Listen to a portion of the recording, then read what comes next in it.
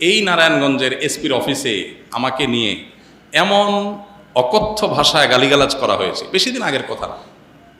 এবং এই সিদ্ধিরগঞ্জ থানার ওসি ছিলেন, আমি নাম আর বললাম না। ওসি সাহেব তিনি ভালো মানুষ ছিলেন,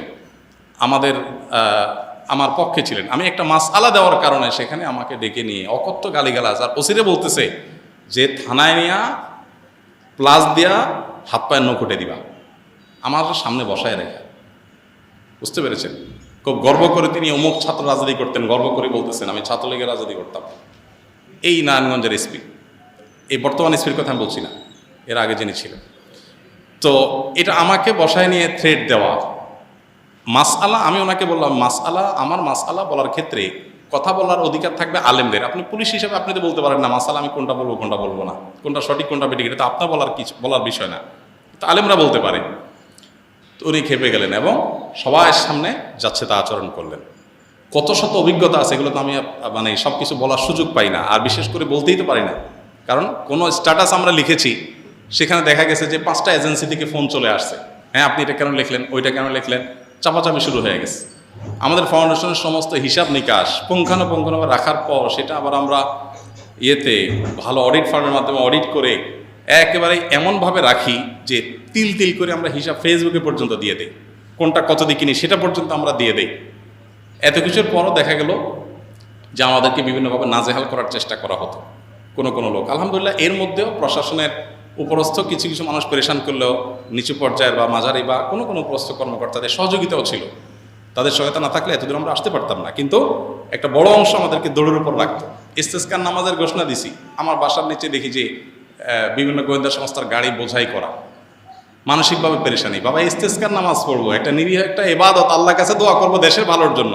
সেখানে দেখা গেল যে আমি বাসার থেকে বের হইতে না হইতে দেখি যে একেবারে চারপাশে ঘিরে ধরছে। সোজা কথা, মানসিক চাপ যেটাকে বলে সেটা দিয়ে রাখা।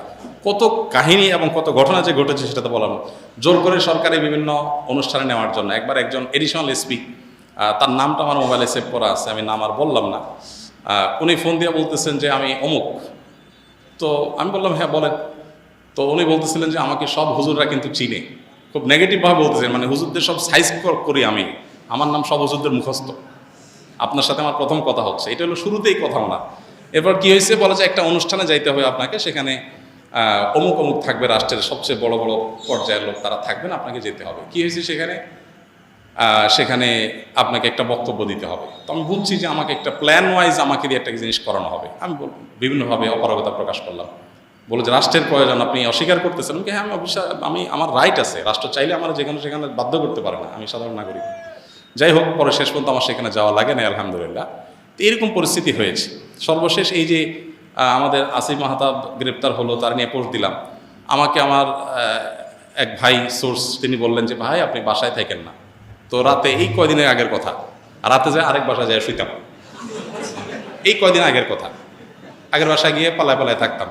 একদিন আসরের পরে বাসার সামনে মোটরসাইকেলে 2টা লোক আসছে। আমার বাসা এমন এক জায়গায়, আশেপাশে কোনো মানুষজন নাই, এখানে কেউ রিক্সাও চলে না, কোনো সাধারণ গাড়ি দিয়ে নিজস্ব গাড়ি ছাড়া যাওয়ার সুযোগ নেই।